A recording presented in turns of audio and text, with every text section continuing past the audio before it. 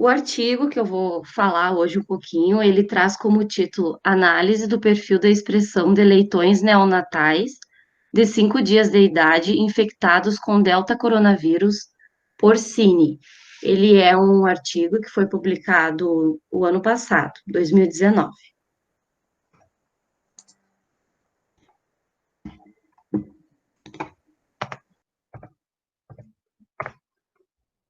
Bom,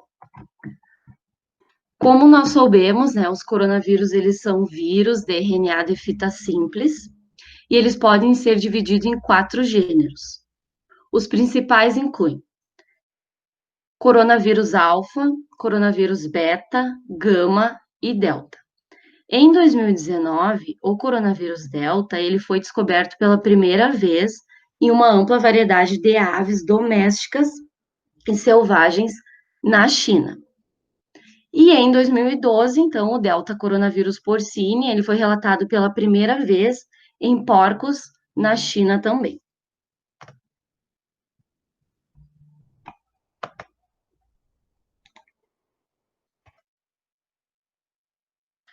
O delta coronavírus porcini, identificado em porcos, né, que é um delta coronavírus suíno, no caso, ele causa diarreia, vômito e desidratação grave em leitões. Esses sintomas, eles são semelhantes a outros vírus que também acometem suínos, como o vírus da diarreia epidêmica porcine e o vírus da gastroenterite transmissível. Até agora, o delta coronavírus porcine, ele circulou em porcos na América do Norte, Coreia do Sul, Tailândia e algumas províncias da China continental, o que resultou em enormes perdas econômicas para a indústria suína global. Até 2019, ainda não existiam estudos relevantes sobre o perfil da expressão do delta coronavírus porcine, principalmente em animais.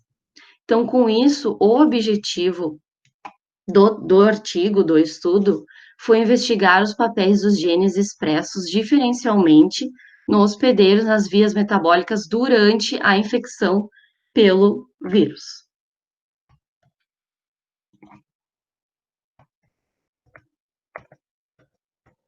Para isso, então, eles utilizaram 35 leitões, tá? Com 5 dias de idade. Esses leitões foram divididos em 2 grupos, que seria o grupo experimental, contendo 20 leitões, e o grupo controle, contendo 15 leitões. Os leitões do grupo experimental, eles foram inoculados com o delta coronavírus porcine, por via oral durante todos os dias do experimento. Os experimentos tiveram duração de 21 dias. As amostras das fezes foram coletadas com cotonete de todos os leitões, nos dias 0, 1, 2, 3, 4, 5, 6, 7, 14 e 21 dias após a infecção, para detectar o vírus. Vocês notem que no decorrer do artigo eu vou falar muito em DPI, que seriam dias após a infecção. O intestino delgado, incluindo o duodeno, jejum e ilho, de 18 leitões foram inoculados com o vírus. Foi coletado e examinado quanto às lesões graves no início da infecção, que seria a 2-DPI, na fase intermediária, que seria a 4-DPI, e fase tardia, a 11-DPI. Eles dividiram esses leitões em 6 leitões para cada fase. 6 para o 2-DPI, 6 para 4-DPI e 6 para 11-DPI. Ao mesmo tempo, o perfil da expressão gênica também foi analisado. No final, eles sacrificaram os leitões com injeção intravenosa de 80 miligramas por quilogramas de bentobarbital sódico, para então realizar as análises com os leitões.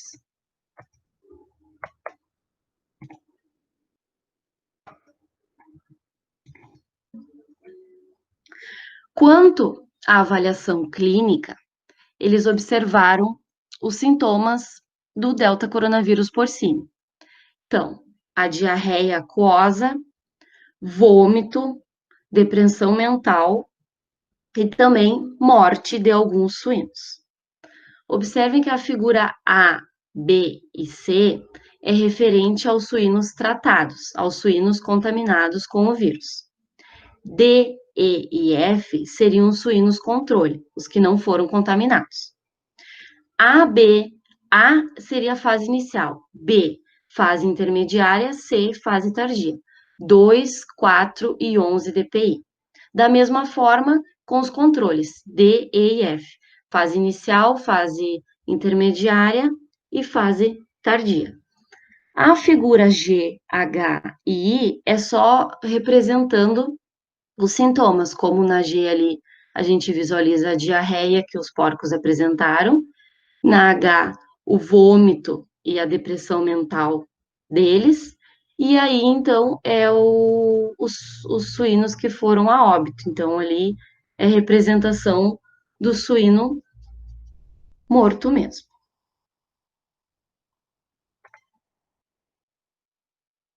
Essa imagem, ela representa o ganho de peso corporal dos suínos, tá? Contaminados. E comparando com o grupo controle, né, que seriam em círculo ali, ó. Em círculo branco é o controle e o quadradinho escuro seria os porcos contaminados. Eles visualizaram que a 3 DPI foi o momento em que os porcos tiveram menor peso corporal. Após os 3 DPI, o quarto, a partir do terceiro dia após a infecção, então que foi onde os porcos foram ganhando peso, até atingirem um peso aproximadamente comparado com o controle.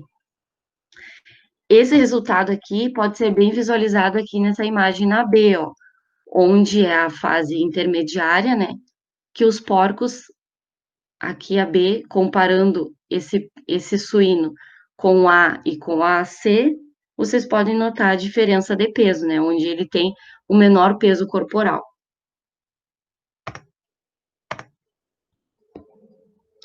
Aqui, então, é representa a distribuição do vírus nos leitões doentes, onde foi examinada nos estágios inicial, médio e tardio por PCR específico para o delta coronavírus porcine, tá?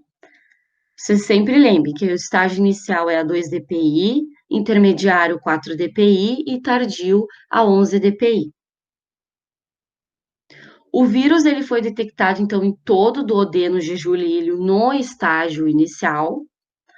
Vejam aqui no gráfico, né, que eles testaram em tecidos diferentes, mas eles encontraram no tanto nas 3 partes do intestino delgado, que seria o duodeno, o jejunum e o ilho. 2 DPI está representando em azul claro, a 4 DPI azul intermediário, médio, e a 11 DPI seria o azul escuro. Então, o intestino delgado teve as cópias virais mais altas no estágio intermediário, a 4 DPI. Além disso, o vírus ele foi detectado em pequenas quantidades no ilho também, ó, durante a fase tardia, a 11 DPI. Enquanto em outras amostras o tecido foi negativo.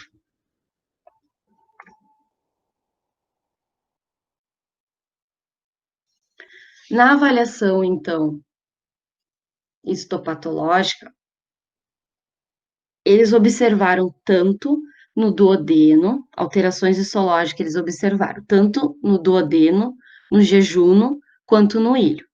Porém, as lesões no ilho, elas foram mais óbvias. Então, aqui essa imagem traz apenas do ilho, tá? A, B e C seriam os suínos contaminados, D, E e F, controle. A, fase inicial, B, fase intermediária, C, fase tardia. Então, entre as lesões histológicas que eles observaram aqui nessa imagem, incluem embotamento das velosidades, aumento de células inflamatórias da mucosa e também necrose, onde ela é bem observada principalmente em 2 DPI, como vocês podem ver ali na figura A. Dentre a avaliação da análise imunohistoquímica, ela foi realizada do intestino delgado, tá? Então aí, o que vocês estão observando é todas as partes do intestino delgado, duodeno, jejuno e ilho. A, B e C dos animais contaminados, dos leitões contaminados, D, E e F do grupo controle, então os animais não contaminados, tá? Então, A e D, duodeno, B e E, jejuno, C e F do ilho. Ele demonstrou, então, a análise de imunohistoquímica demonstrou que o delta coronavírus porcine se concentrou principalmente no epitélio das velocidades no intestino delgado, o que proporcionou um terreno fértil para a propagação e replicação do vírus. Vocês podem observar aí em preto, na figura A, B e C, né, aonde se concentrou o vírus principalmente. Aqui é uma imagem que representa a expressão de genes durante a infecção, nas diferentes fases: fase inicial A, fase intermediária B e fase tardia C. Notem que em azul representa a queda da expressão dos genes, tá? E em vermelho, o aumento da expressão dos genes. O que eles mais observam aqui? Que a expressão diferencial dos genes na fase tardia, ela foi muito menor do que nas outras fases, como na fase inicial e na fase intermediária, de 2 e 4 DPI.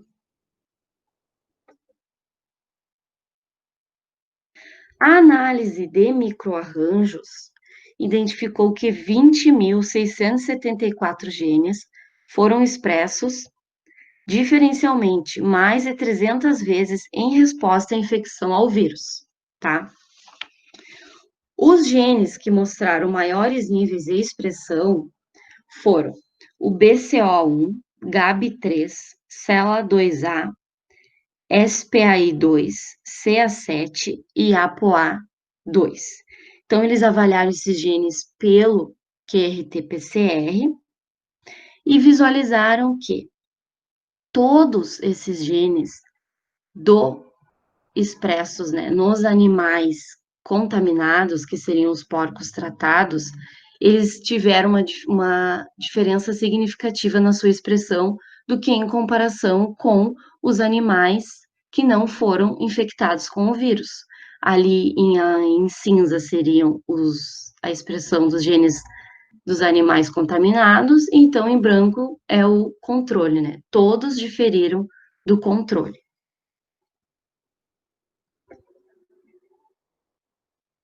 Eles também realizaram uma análise de bioinformática, que é essa análise aí que Didi Petrie, tá? Essa análise, ela revelou que 43 vias foram significativamente alteradas durante a infecção pelo Delta coronavírus porcine.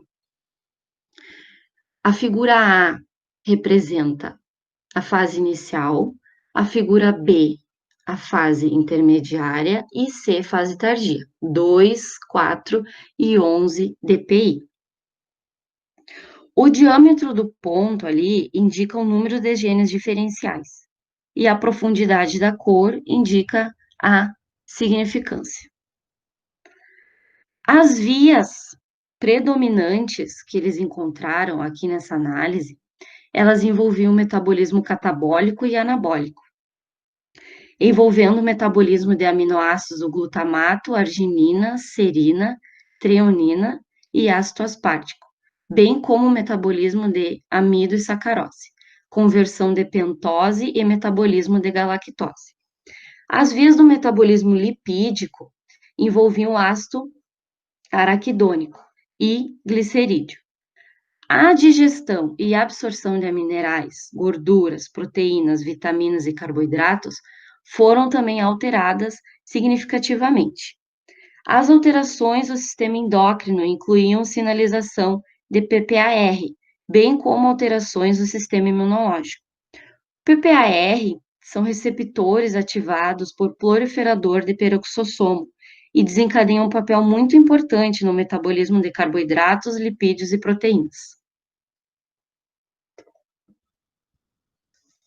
Então, os sintomas clínicos, como a diarreia, o vômito e depressão mental, foram observados nos suínos após o terceiro dia da infecção, que seria a fase intermediária, pelo delta coronavírus, né?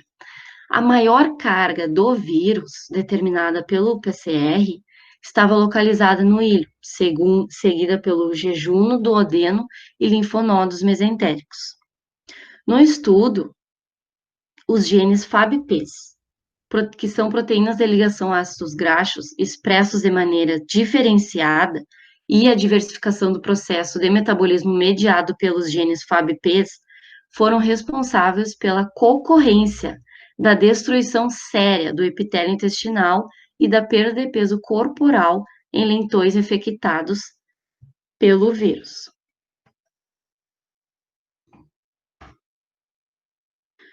Os FABPs, então, que são altamente expressos no citoplasma de várias células do intestino delgado, desempenham papéis muito importantes na via de sinalização do PPAR e estão relacionados à lipogênese, metabolismo lipídico, inflamação, sensibilidade à insulina, bem como o crescimento e diferenciação celular.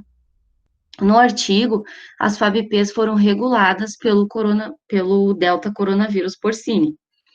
A proteína de ligação ácidos graxos 1, que é a FABP1, e a proteína de ligação ácidos graxos 3, que é a FABP3, que não mediam apenas o transporte de ácidos graxos para diferentes organelas celulares, como mitocôndrias, peroxissomo, retículo e núcleo endoplasmático, mas também modulam o metabolismo e o armazenamento de ácidos graxos como uma molécula sinalizadora fora da célula. A análise de microarranjos, então, ela revelou aqueles 20.674 genes, né, que foram expressos diferencialmente mais de 300 vezes em resposta à infecção. Durante o início precoce, que seria a fase inicial lá, a 2-DPI, 1.218 genes foram alterados, foram altamente expressos e 1.632 genes tiveram baixa expressão. No auge da doença, que seria a 4-DPI, 698 genes foram altamente expressos e 983 genes tiveram uma baixa expressão. Durante a fase de recuperação, que é a fase de 11-DPI, 174 genes tiveram aumento na expressão e 171 genes tiveram baixa expressão. Tiveram uma baixa na expressão, né? No geral, todos esses genes, eles foram classificados fazendo parte de processos biológicos nos 3 períodos da infecção. Eles classificaram esses genes usando aquelas 2 plataformas de bioinformática, que seria aquela de Petri e uma outra que eles utilizaram, então, que eles chamam de GO, que é a ontologia genética. É uma base para análise computacional de biomol. Então, a partir daí, eles relatam que os 20 maiores grupos de processos biológicos estiveram envolvidos no metabolismo lipídico, metabolismo de aminoácidos, metabolismo da glicose, na digestão e absorção de vias de sinalização relacionadas. Então, com isso, eles concluem que os genes expressos eles foram associados à resposta à infecção, à sinalização e sinalização do metabolismo. Os genes dos membros da família FABP na via de sinalização do PPAR foram os mais altamente alterados e desempenharam papéis importantes no metabolismo.